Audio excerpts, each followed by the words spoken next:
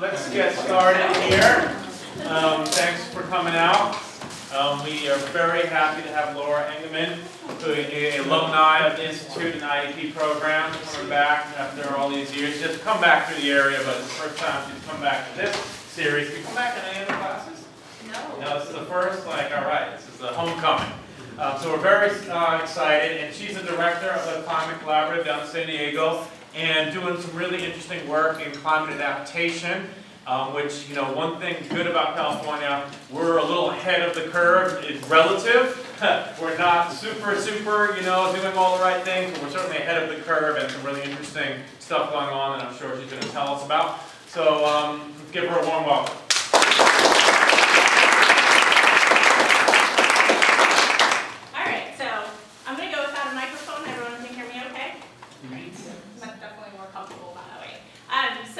Thank you guys for having me, and thank Professor Scores for having me. It's been a long time since I've been in this room. I distinctly remember being in here, and environmental law and policy, maybe marine policy, a few other classes in here.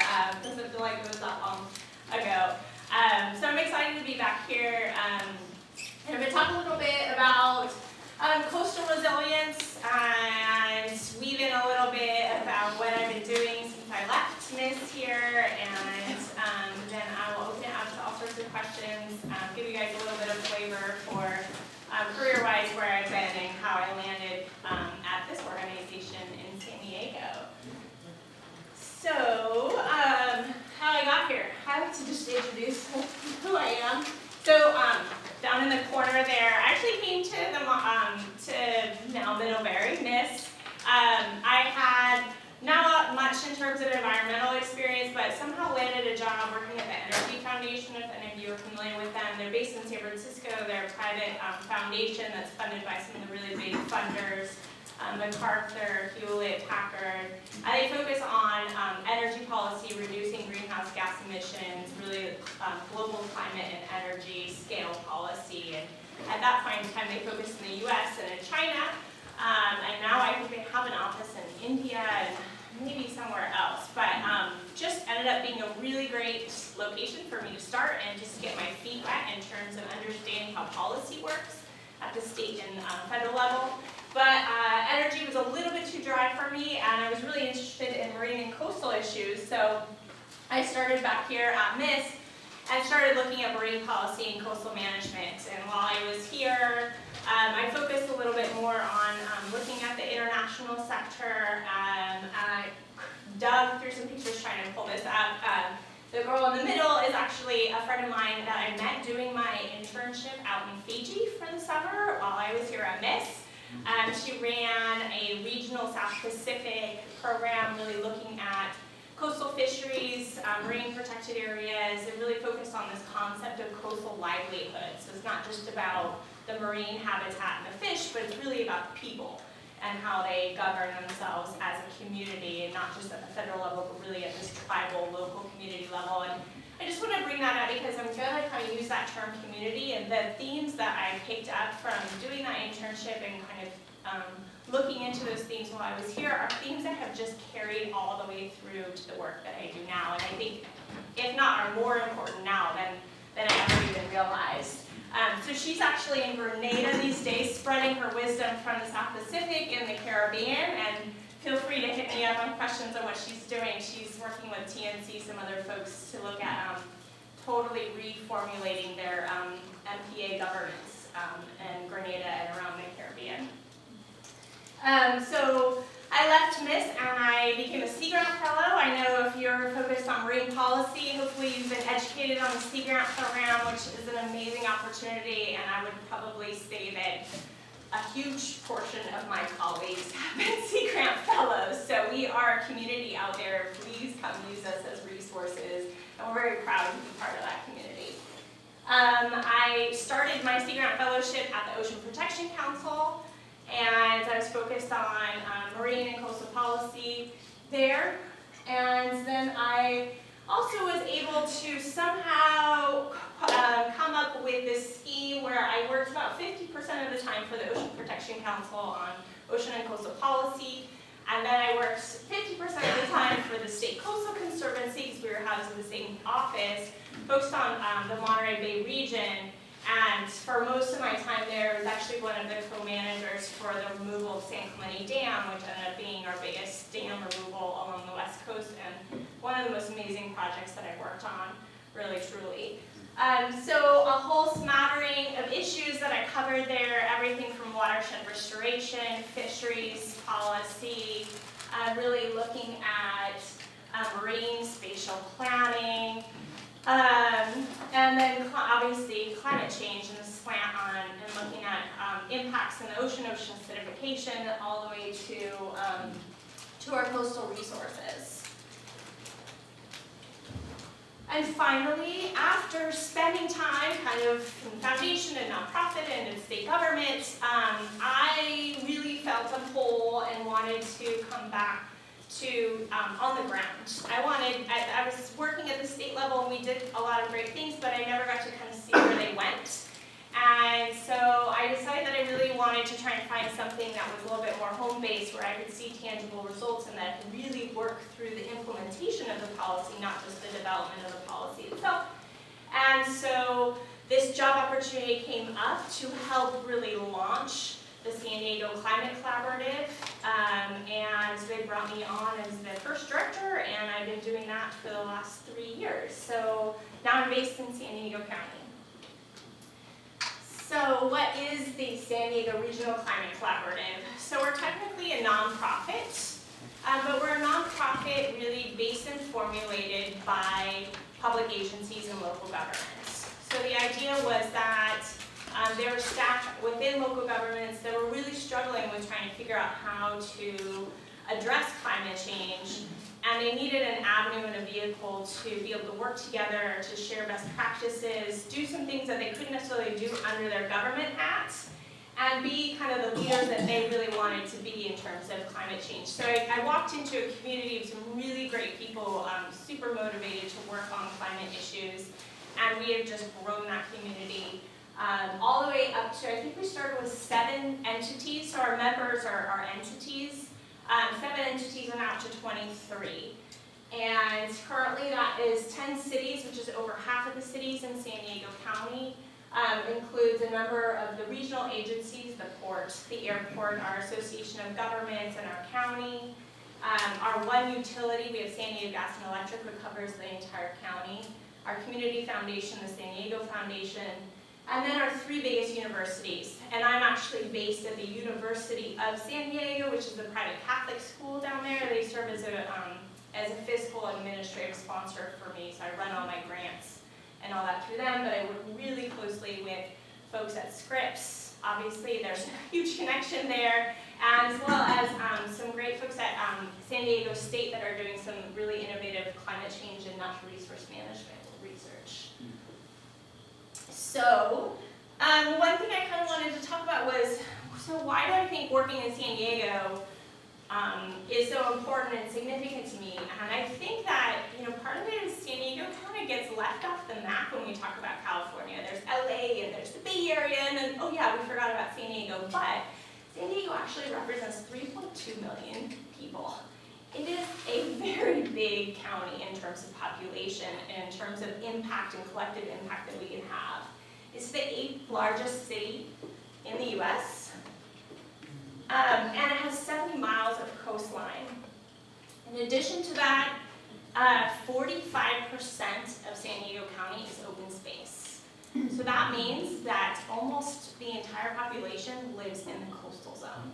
So we're really talking about a dense coastal area in terms of our industry, our economy, and our population. So in the county and in the region, people really talk about the coast as being intimately tied to their quality of life.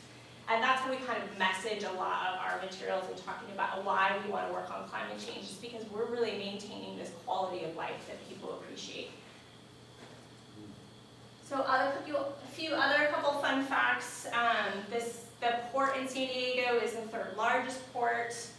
We do have 2 major Department of Defense installations, Naval Base Coronado, as well as the Marine Corps Pendleton. base, and then we were just ranked last year as the third biggest clean tech sector in terms of city in San Diego. So there's lots of movement to build this clean tech sector, much of which revolves around the marine and maritime industries. So very heavily tied to our coast and ocean assets.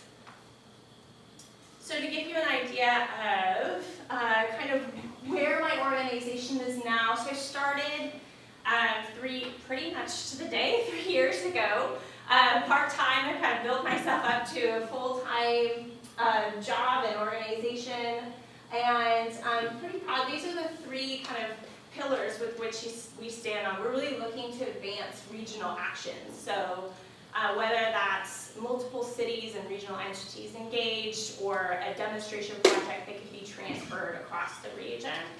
We're also looking to demonstrate leadership. And again, I mentioned that San Diego kind of gets forgotten about, so part of what we're doing is providing this voice to be able to show the folks in Sacramento and DC at the federal level that, you know, San Diego is actually spearheading some really great things. And one of the messages I try and tell folks is that San Diego has actually always been doing a lot of great things, but they're not very good at communicating that. They're doers, which I love working with them because they really, the culture there is very much about doing. They don't care about marketing themselves, they just care about actually getting the work done. And then building local expertise and capacities. This is like really the core center of what the collaborative is all about.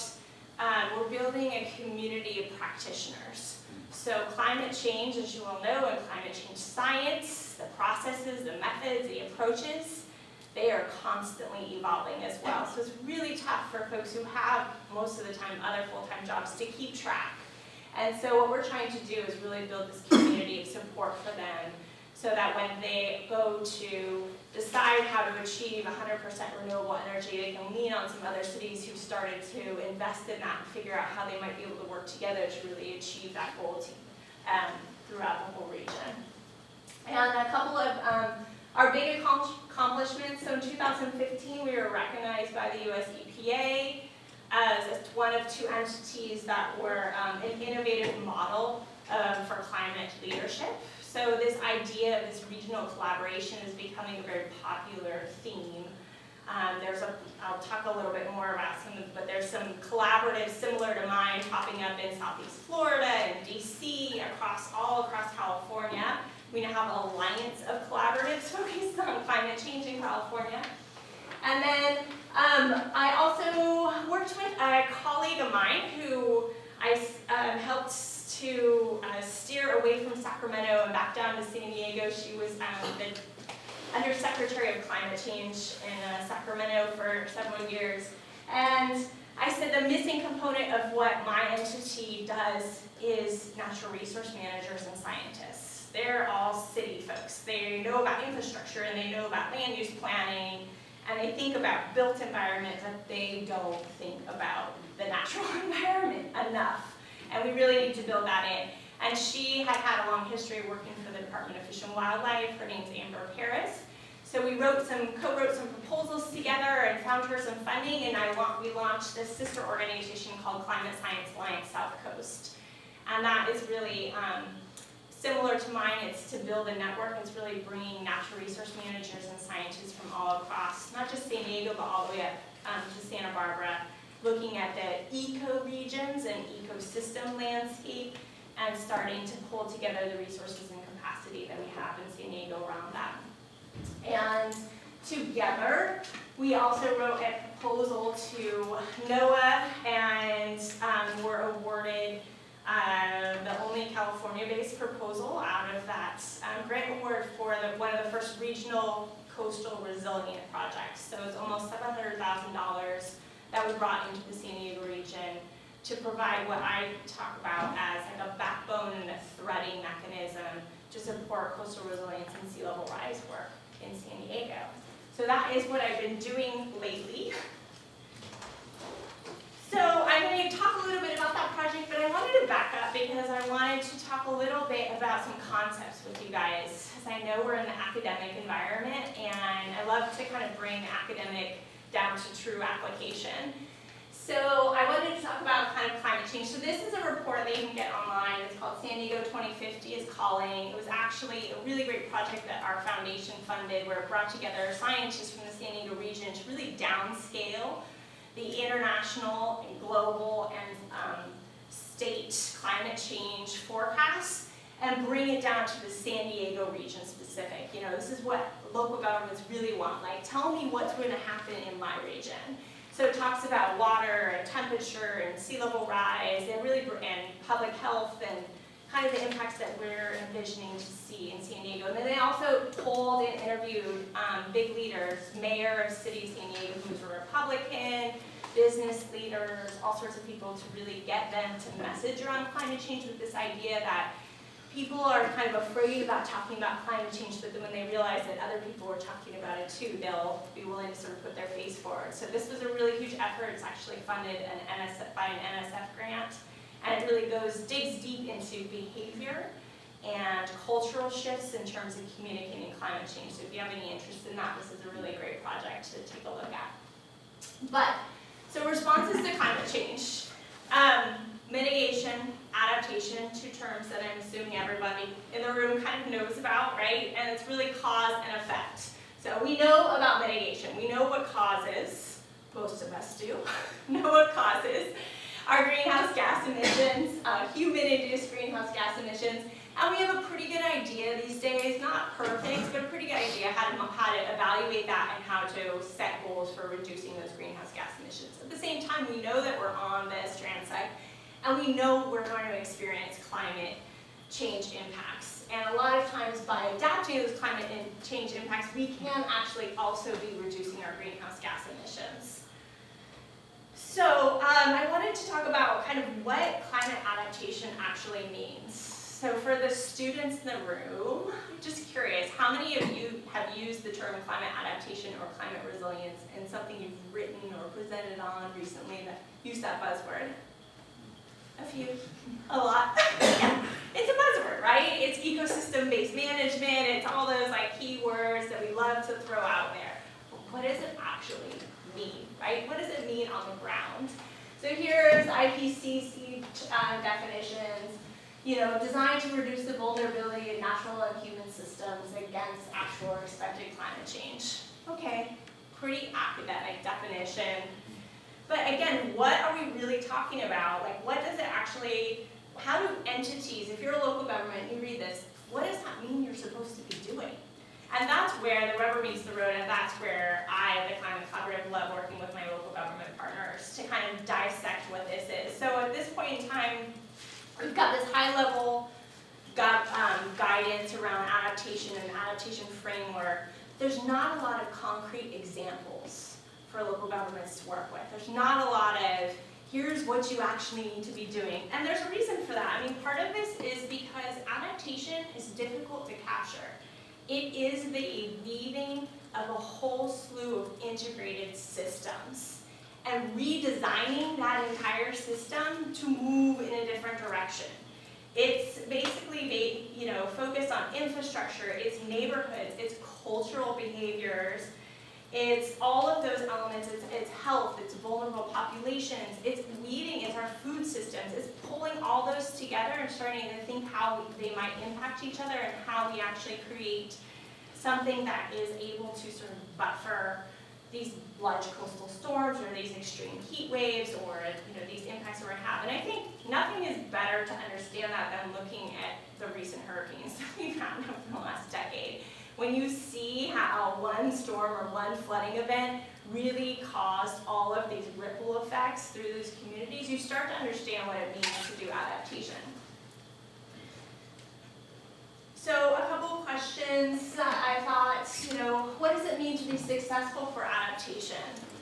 You know, some things that come to mind are, you know, when we come with coastal communities, we have to think about the nuances of coastal communities. So, you know, a big realization for us in terms of extreme heat is that we get this humid evenings happening.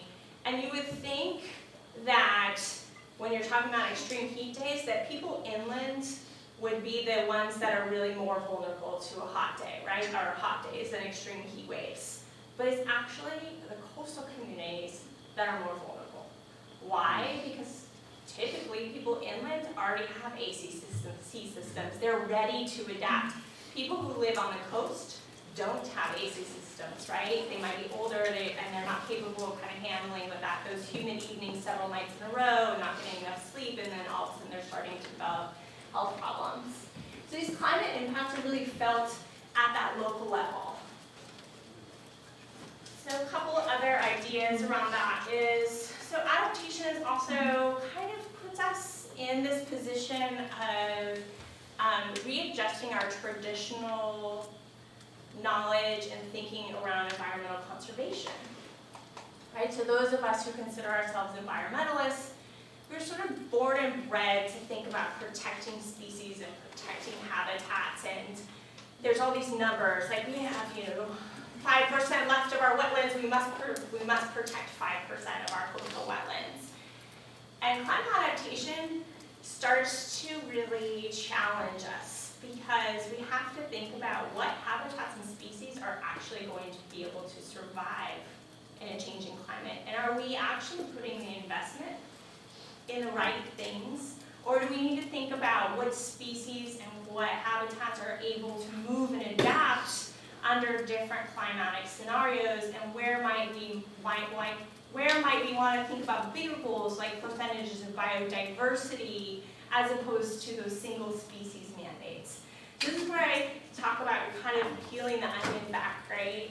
When you talk to natural resource managers, they are very focused on individual threatened, individual endangered species, individual land conservation that is designed to support, for instance, a certain spotted owl. But if that spotted owl has to move to a different landscape because the climate is changing, then that land conservation purpose no longer meets its needs, right? So this is the dynamics that I kind of wanted to get you guys thinking about in terms of climate change adaptation and what happens when we start peeling that onion back. And then the other piece that I wanted to talk about was kind of around climate smart. So this is, to me, this is the term that makes the most sense. We talk about climate adaptation and climate resilience, but really climate smart means to think about all the different scenarios that might be happening. So for instance, in the south end of San Diego, we have the Tijuana River Estuary Research Reserve. It's a national research reserve co-managed with the state. The Tijuana River watershed starts in Tijuana, in Mexico, but then its mouth comes out in Imperial Beach in San Diego County. So when we talk about climate smart, we have to think about all the different scenarios that might happen on that river. And that means whether it's human-induced or whether it's natural-induced. And a perfect example was recently a bunch of sand was put onto the beach down there to really try and protect some flood impacts, protect the beach. It was designed to be a flood mitigation strategy. Well, during the really big storm that we have in El Nino, it moved that sand downstream and actually closed the estuary off for the first time in several decades. And you had this big die-off happen in the estuary, and then the water coming down from the rainfall event started filling the estuary up, and lo and behold, we flooded homes. In a different area, but we flooded home. So it's not always are we adapting to climate and human impacts, but it's also thinking about how do we take into consideration that most of our open space land and most of our natural landscapes are pretty heavily managed. And we have to also consider that, right? It's the human element to what we do. And there's always human errors. So I'm going to swing back around and talk a little bit about this Resilient Coastlines project, which is our NOAA grant project. So when I applied for that project, we had a number of different sea level rise initiatives that were popping up in San Diego. And since we've gotten that funding, we actually have 14 and growing. I have 2 more projects that just got state funded and are going to start up here in 2017. So this virtually involves almost every city in coastal city in San Diego, plus the Department of Defense is doing some work, the port, the airport, the county. So there's this amazing opportunity to, instead of having all these piecemeal different projects, really try and weave them together to start looking at how we can work together and think about solutions as a group. So there's the story map online that I have, and I'll give you guys the website later, but there's all these different tabs that kind of talk individually about each of the projects and what each of the projects are doing. And then the bulk of the work centers around these different categories. And I'll go into a couple of them. So I lead what's called a regional working group. And really the idea there is to, step back for a second, is to tie all those projects that we were talking about. Most of them were starting out with looking at vulnerabilities. How are they vulnerable? How are their assets vulnerable? And with that theme of community and weaving in the context, not only how is the little city of Del Mar vulnerable, but Del Mar relies on so many other players for their community, right? They're just a really small community, but what about, how does their electricity get there? What access roads do they need in order to even get to their community? So it might be in the neighboring city over there, but if that closes, nobody can actually get to Del Mar. What about the railroad line that runs along almost the entire coast and sits right on the bluff in Del Mar? What if that shuts down or gets flooded? Where are their emergency facilities? Where are their public health facilities? What kind of populations do they have? All these other things that really need to be taken into consideration because the city itself doesn't necessarily have control over that, but it's still a vulnerability for their population. And in terms of the themes of coastal economies, they're also very vulnerable in the sense that people come to their community to go to the beach and to live right on the beach. And that's a big moneymaker for them. So any kind of impact that the city above them does in terms of armoring or adding beach or shifting the shoreline is going to impact Del Mar. It's going to impact Del Mar's tax base and their coastal economy. So as part of this working group, we kind of come together and we start to sort of think through these strategies together. We also do, a big piece of what we do right now is looking at the science. So this theme of, we don't know, there's so much science, it's so uncertain, how are we ever going to act, it's 2100. So how do you get over that? It's a big barrier and it's a big obstacle, I'll tell you that right now. But one thing that we've really found is that science is always changing, science is always evolving, it's never ever going to be perfect. But if you pull together a group of people and you create this community of practitioners and you get them to agree on a certain set of principles and scientific principles that they are going to use for planning at that moment, it might change 5 years down the road, 2 years down the road, whatever it is, but at that moment, they're going to all agree, this is where we're at right now, that we're all going to choose half a meter, up to 5 meters, and we're going to plan for those timelines. And then when they go back to their elected officials and their leadership, they say, why did you choose this? Why didn't you choose this? Well, actually, this is totally consistent with what the port's doing, what the Department of Defense is doing. It gives them that sense of backup, and it also gives the sense of consistency. So we move together as a region. And more importantly to me, if we're talking to stakeholders, and this city A over here is saying, we're planning for 3 meters of sea level rise, and this city over here is saying, we're planning for 5 meters, and this one's saying, we're planning for only a half a meter. As a stakeholder, how am I supposed to digest that? Like, how do I even know how that fits in with, there's no way to compare and contrast and understand the strategy. So if we're all on the same page, we can have a regional dialogue together. So some of the other things that I thought you guys might be interested in is, so this is a framework, this comes from the draft coastal plan in Del Mar. And we have started to understand the other thing about sea level rise science is that the timelines keep changing. So, we know that we want to plan for up to 6 feet of sea level rise, but we don't actually know when that's going to happen. So most, traditionally, the latest, science was telling us that we won't get there really till 2100.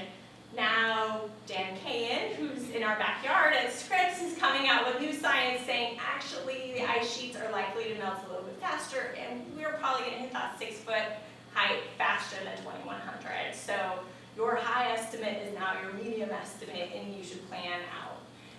And that might be a more aggressive timeline. So instead, the city should try to figure out a framework with which they can work with. So they said, okay, well, how about we just take timelines out? And we actually just plan for triggers, meaning that when sea levels rise to a certain level, we start to decide that we're going to take these actions. And when our bluff erodes past a certain point, we are going to take these actions. And that gives them that tangible thing that they can monitor, and they can tell that when they need to act as a city. So this trigger approach is really starting to become popular with local governments, and it poses some interesting questions. So for those of you who are looking at kind of coastal economics, we're trying to take some of these strategies and also play with economic trade-offs. How long would you want to invest in beach nourishment before you just relocate? So you might need to temporarily dump sand on the beach to protect some sort of infrastructure right now, because the idea of moving that infrastructure is just really big. You got to save up a bunch of money to be able to do it. But where is that cost effectiveness? Is it 15 years into dumping sand, you go, okay, we've reached now $30 million of investment there, and we could have relocated that infrastructure for $10 million. So we're starting to pull this out in our grant and taking a national model that NOAA created and looking at some of these specific city strategies and saying, okay, what's your trade-offs here?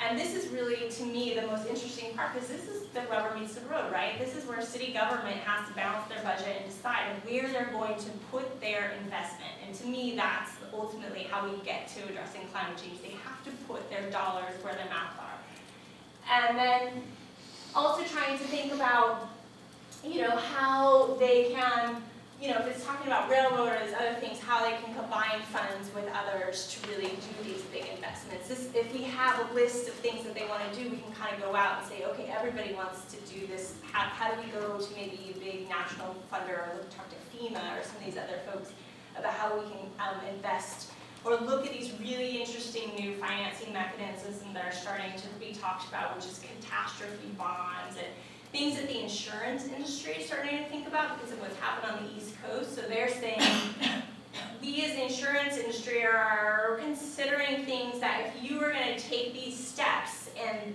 we know that we can put a number in terms of how much money you would save us to avoiding that disaster, we might give you the money up front so that you can actually invest in that, because we know we would save on the back end.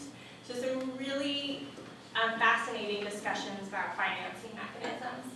And then we're also looking at legal liability. So what are the liabilities if you take this approach, if you take this approach?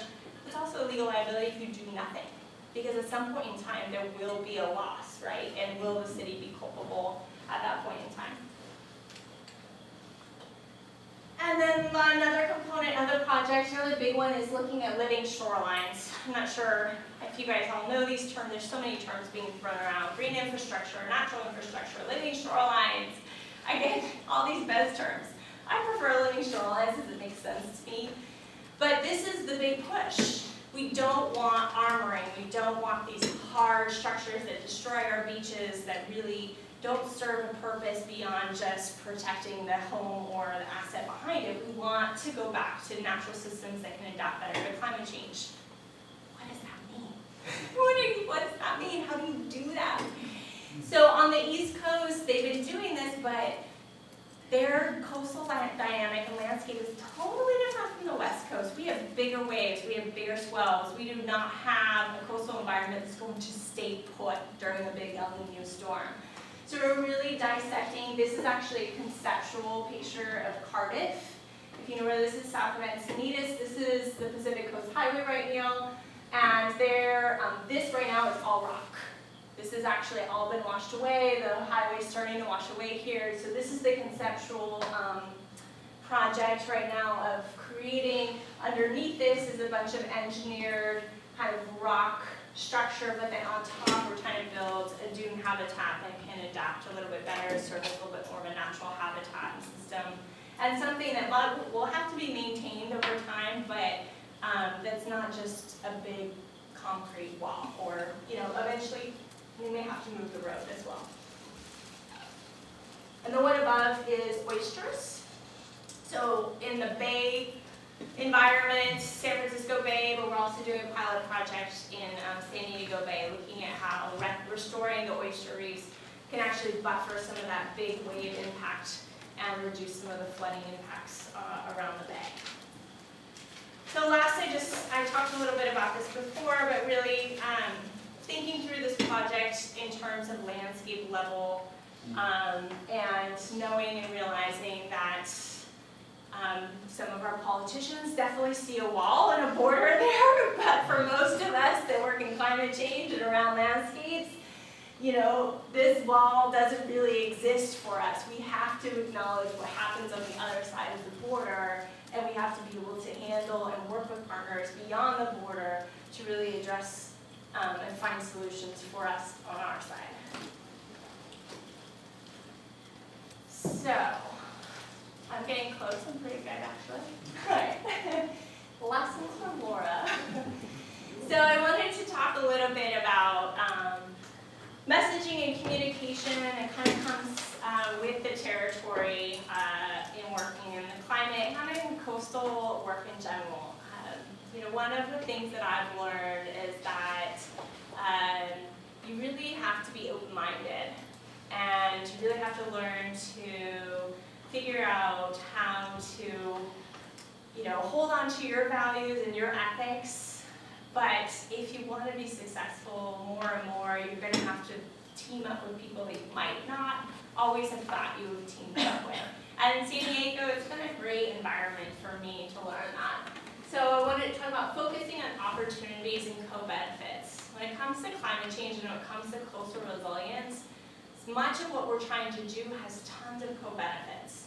And thinking about how to message that can be your avenue for success.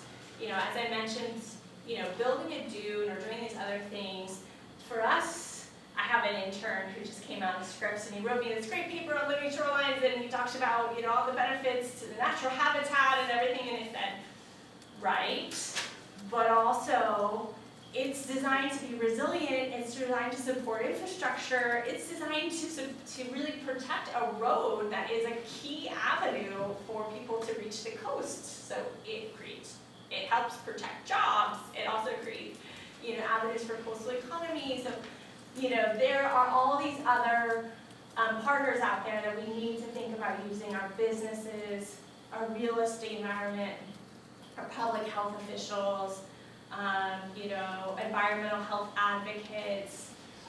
We really need to kind of start thinking outside the box and focusing on those. Know who your audience is and talk to your audience. So I work for the San Diego Regional Climate Collaborative. Climate is in the title. But I have presentations all the time in San Diego where I don't even use the word climate. San Diego is a mixed bipartisan community. I have a lot of conservative folks and I have a lot of liberal folks, so it just depends on who I'm talking to.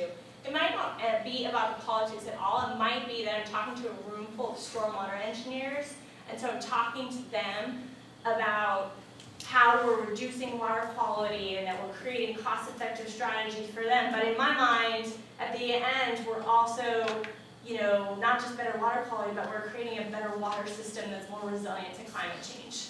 Do they care that it's more resistant to climate change? I don't know, but I know what their goals are, and I'm going to talk to their goals, because then we're on the same page and we're both going in the same direction. So, learning to use the vocabulary of your audience is really important. Going outside of the box. Again, don't try and not think about talking to just your bubble. Try and think about talking to others outside of your bubble. Your bubble probably knows just as much as you. They are your biggest fan club, they're your biggest supporter.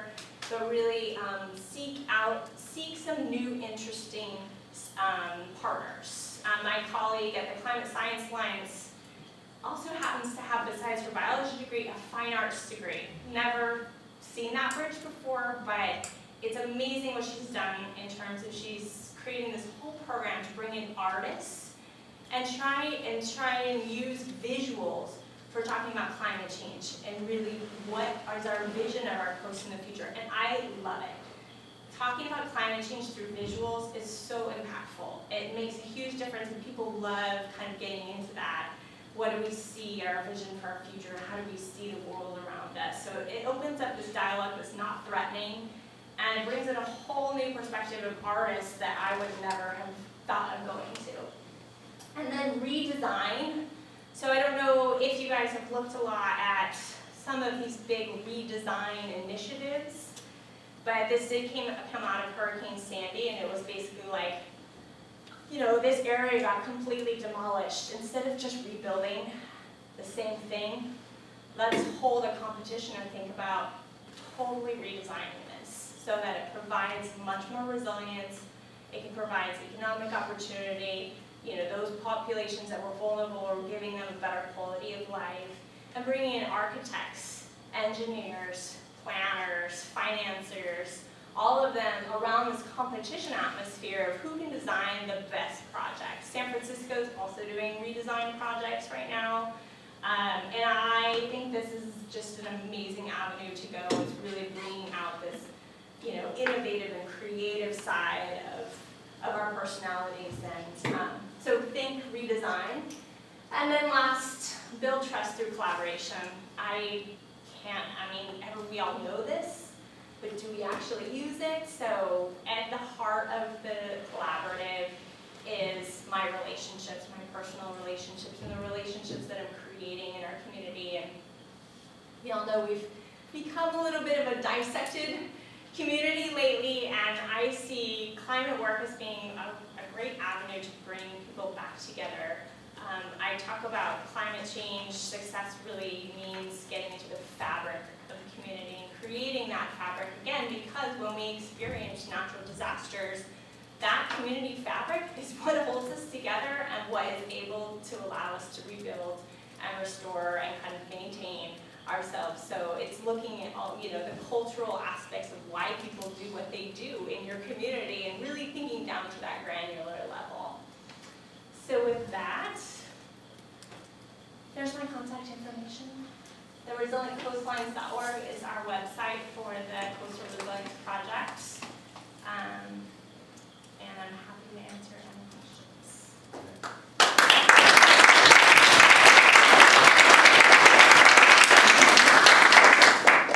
Maybe we started off here. I just mentioned in class today this notion of adaptive and iterative management, right? That there's so many uncertainties, and that we don't want to just do policies and then sit back for 10 years. And climate change is obviously where this is. And in some ways, the trigger thing, you say, kind of deals with that a little, because you're waiting at the timing is based on unknowns. But can you speak a little bit more on any thinking on that, of how to, you create a plan, but then some new information comes in that maybe shows that wasn't the best idea, and mechanisms to process that quickly and change course. Right. Is there any thinking on that? Because I think that's going to become more and more important. Yeah, I think there's a couple of things. So in the land use world, what some of the cities and agencies are starting with is just creating what they're calling a hazard overlay map. And really this is just, let's just figure out who's in a hazard zone. We're going to define that hazard zone and then start educating their folks in that hazard zone that, hey, you're in a hazard zone and this is what this means. And what that does is it creates that openness for dialogue, and they say, well, that hazard zone might extend to others. That hazard zone might be, well, you don't have to pay attention right now, but actually you do need to pay attention right now. But it gives people this awareness, and I like that concept because it's starting to open the door for allowing that adaptation, but also with this level of, but you do know you're at risk. At some point in time in the future, you are at risk. There are all sorts of tools in the policy toolbox. Hazard mitigation planning is definitely one that the state is pushing a lot. We in the county level did a hazard mitigation plan, started incorporating some climate change considerations into that. It's a FEMA document. I still totally don't understand it, but essentially it's a great tool because it just keeps getting updated every couple of years. And it's also the avenue that cities have to have in place. So in order to get money from FEMA to do hazard mitigation, you have to have that mitigation listed in your hazard mitigation plan. So it gives, for me, it's a carrot for the cities because, if they don't necessarily want to act, but, well, at least if it's a consideration, you should at least put it in your hazard mitigation plan so that if you do decide that you want to ask FEMA for some money for it down the road and you decide it's imperative, it's already in there. So there's this kind of avenue for saying, why not? There's no reason not to include it in your hazard mitigation plan at this point. And then every couple of years, that just keeps getting beefed up and beefed up and beefed up.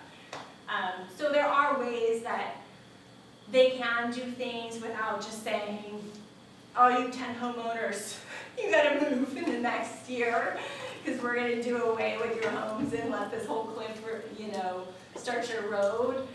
They can start to get people aware of the risks, I think, at the beginning and so then it comes down to new development versus existing development. Obviously for new development, it's much easier to put policies and in place now, the standards in place. You have to build it up to a certain level. You have to, do all these things. But for existing structures that are already there, that's where the coastal commissions come in and say, well, we might tell you that, yeah, but once your seawall erodes, whatever, you can't rebuild it. And then if you want to live there, go ahead, but you're going to live there at your own risk. So they're starting to kind of think about all of the risks and liabilities there of like what the state puts in its hands versus what it just says, look, you know the risks. Now you take them or leave them. And I think the insurance, again, I think that the insurance industry is going to be a big player going forward in this conversation. Yes. Well, I'm just wondering, because obviously if you're just saying the homes and whatever other structures along the coast that are already there, there's only so much that you can do in terms of mitigating the effects of coastal erosion and seawalls and the effect that they have. And of course, education is important, but I guess we've seen in the last however many years that education, especially with like climate change, doesn't necessarily do all that much. I mean, yes, we're seeing a lot of change, but there's still plenty of people that don't think anything's really happening. So how do you deal with the constant flow of people wanting to move to the coast, building new houses, being, right on the water edge, even telling them you really shouldn't do that, step back a few 100 feet, realism, best thinking, or implementing living shorelines or more like soft green armory. How do you deal with that?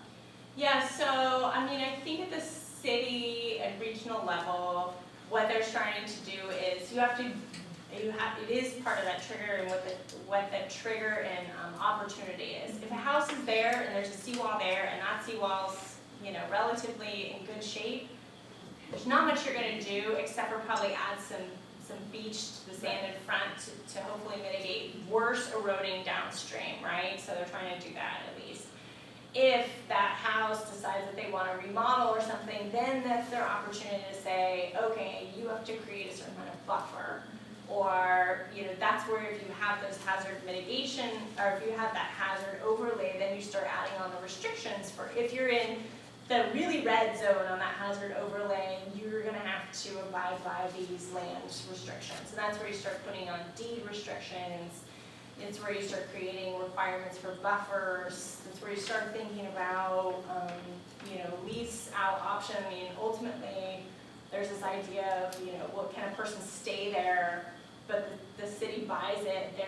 There's a lease buyback essentially, and so eventually it just goes back to the city at some point in time. So they're looking at those options. They haven't been implemented yet, though, right?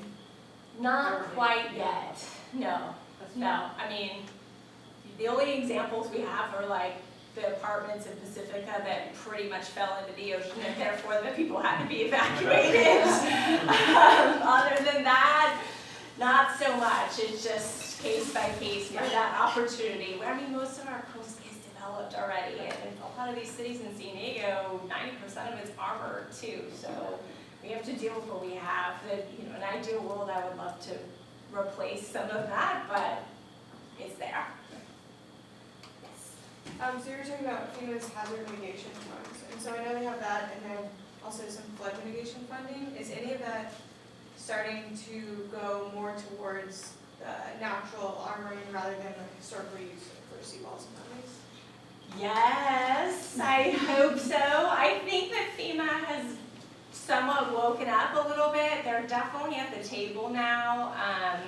The Army Corps of Engineers is the other big stumbling block, but I am happy to say that there is a nationwide permit that's in draft form now for living shorelines, and that was largely due to folks in the Gulf and the East Coast who tried to do these living shorelines and really ran into the Army Corps of like, it has to be engineered to all these requirements, and we can't permit this, and this doesn't fit all of our stuff. So they have a drafted permit now for living shorelines. It's supposed to streamline the process and make it easier to work around. But it's a big topic in terms of dealing with that traditional mentality of how we manage our coasts and our watersheds. Yes. So for areas where redesign or rebuilding is not an option, is managed retreat being looked at seriously as a adaptation strategy? Sure. Yeah, I mean, it has to be. There's a lot of areas that we just know are going to erode and therefore or continue flooding. So when they're doing their vulnerability assessments, for instance, in the city of Del Mar, there's the Del Mar Fairgrounds, which is a big horse racetrack, if you've ever heard of. It's in wetlands for the most part, in the bottom of the estuary. And they have this big parking lot and everything. And, you know, on every possible scenario of sea level rise and flooding, and they have historic photos of it being underwater.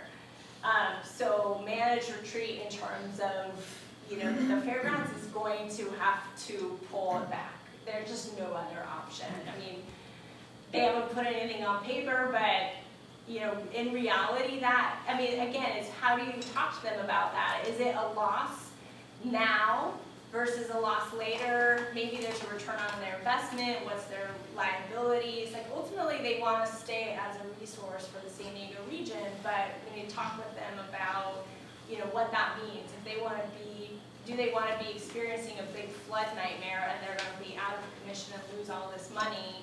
Or do they want to start thinking about it now, moving their stuff and being prepared for when that flood comes? So there are triggers for talking through some of those ideas. But for housing, you know, where the cliffs are eroding, yeah, they're going to have to deal with managed retreat. If it's not armored and that cliff is going to erode underneath them, they're going to have to move it back. Yeah. How involved is the city in protecting like private things like the fairground or houses as opposed to a freeway? So, for a city, homes are tax revenue. So they do think about it from that perspective. It depends on what's owned. So the railroad line is not owned by the city, it's run by Caltrans. It's part of their transit system. But, you know, they don't really have control over the railroad. It's its own right-of-way, it's got its own property rights that don't belong to the city at all. Same with the Pacific Coast Highway that runs down through the middle of all of these cities. So we have these big transportation corridors that run through all these cities. So a lot of times are vulnerable, so it's a really interesting question. What we're coming down to is that the cities are planning with that in mind. They're developing their local coastal plans and they're submitting it to the Coastal Commission, and Del Mar is really the first one to tackle that question of how do they look at that railroad line. So for them, they wanted to have a vision where that railroad line moves. Because right now it protects some of the Del Mar infrastructure if the railroad, as is planned, wants to armor it. And so the city is not necessarily in agreement with the railroad in terms of what they would like to see with that rail line. So they decided that they're going to submit to the Coastal Commission their vision, which is ultimately moving that rail line and providing a different strategy for the infrastructure behind it. And when they submit that to the Coastal Commission, then Caltrans will submit its plans for armoring the rail line. And we're going to have a little bit of a battle with the Coastal Commission about it. But ultimately what the Coastal Commission said is that when Caltrans applies for armoring, they have to consider consistency with all the other land use plans, one of which is the City of Del Mar's local coastal plan, which says that they don't want it. And so that will weigh heavily in their decision.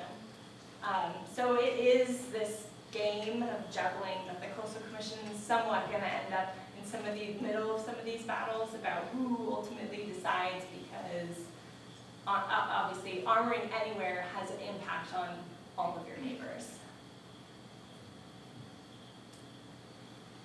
Yes? Thank you for your presentation, that was super interesting. You mentioned both Coronado and Camp Pendleton, and I was just wondering to what extent you've been able to engage the military with this kind of local climate and whatever. Great question. Not so successfully until just recently. So there's a couple of things that made that possible.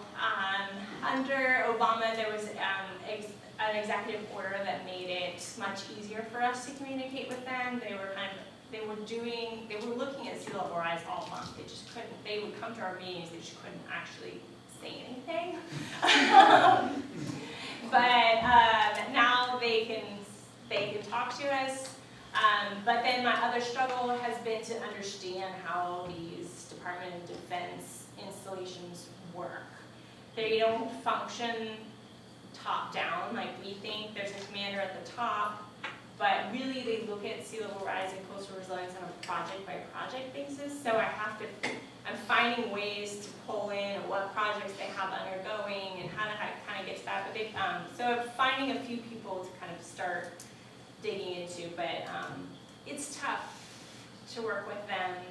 They have a lot of transition with their leadership too. People go off and do deployments and other things, and the guy that you established this great relationship with is gone for several months, and somebody else comes in and they don't know anything. So we're trying to kind of figure out how to work with them on that. But the Navy base, Coronado, shares Coronado Island with the City of Coronado, who up until recently decided that they were never even going to discuss sea level rise, even though they're like the most vulnerable city in all of San Diego. Go figure.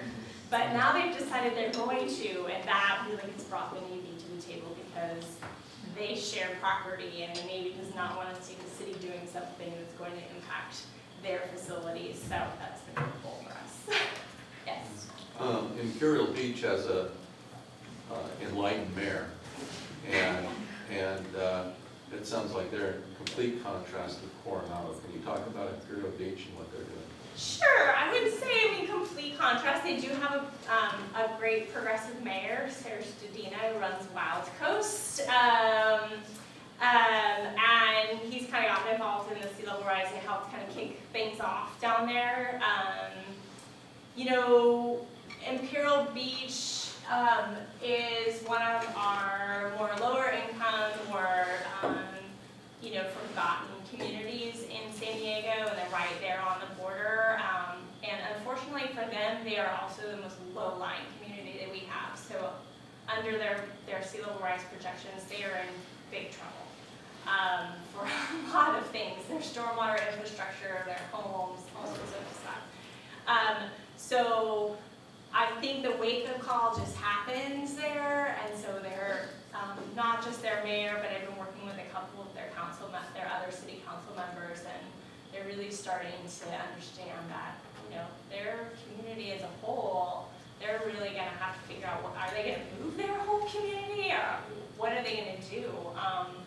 So it, you know, it kind of depends on what the wake-up call is. For other communities, the last El Nino was the wake-up call. You know, the city of Carlsbad's pretty conservative, but lo and behold, they had chunks of, you know, Pacific Coast Highway falling into the water in Carlsbad, and they had a lot of residents calling the city and saying, we need to be doing something. So that was a helpful weather catastrophe for us in terms of moving forward on climate change.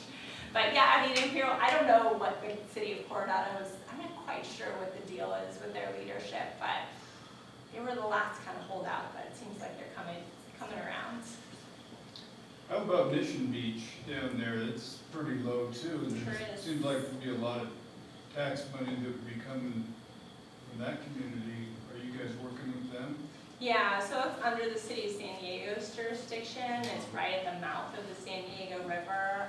Part of my grant is going to be looking at that area, the coastal confluence, essentially, where the river mouth and, you know, they already have flooding problems just when it rains, but if we envision a big rainfall plus waves coming in, which during the big high tides, they had problems of flooding coming from the ocean side. If we imagine all those happening all together, Mission Beach is going to have a lot of problems.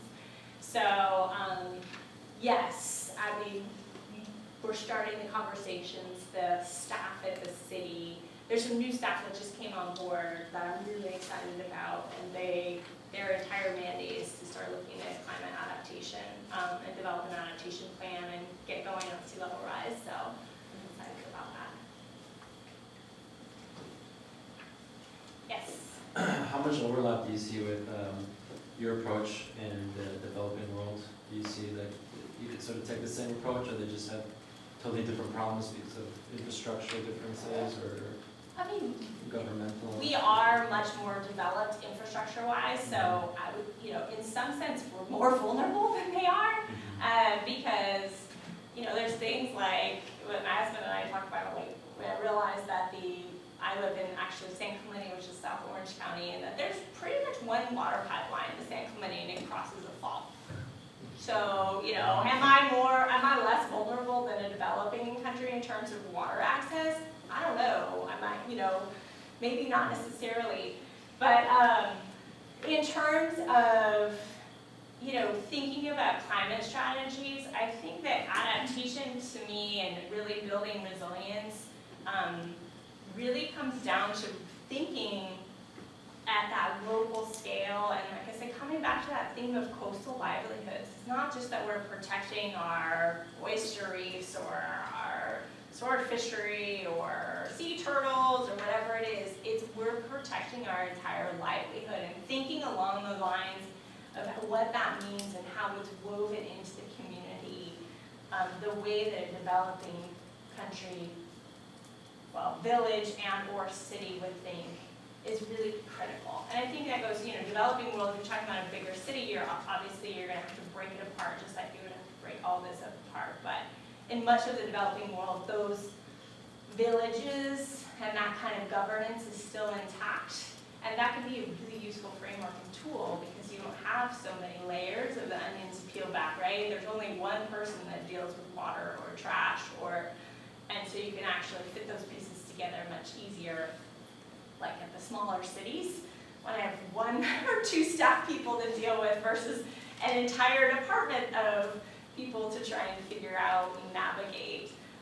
So I do think that coming back to that community fabric idea, and again, culture is not something to be ignored. Cultural behaviors are not something to be ignored when we think about resilience. It is the reason why people do things creates different gaps and strengths and weaknesses that we need to be able to pull on and weave into how we're going to be resilient. So, you know, whether it's how they get gas for their boats to supply their, you know, fishery for their livelihood in Fiji versus where do we get fuel to supply, or how does this 80-year-old woman get out of her home if she's flooded, and does she have access? Yes. So piggybacking on that, I'm wondering if you could share some strategies that you use to change behaviors, particularly with people opinion on building due to climate change? Yeah, I'm all about incentives and carrots.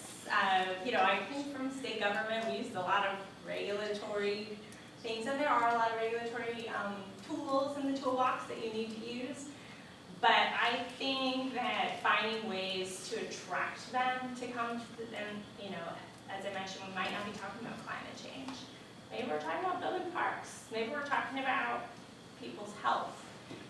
There are a lot of avenues to have a conversation with someone and open that door instead of going the traditional route of, for some of my cities, they cannot get through a climate action plan because it brings up this whole conversation about who's causing the greenhouse gas emissions. And the debate just never ends. But they can talk about adapting to climate change and adapting to extreme weather storms because people get that. And there's no argument. It's happening, we need to plan, it's risk management. I do find that risk management and hazard preparedness are two terms that everyone understands and no one disagrees with.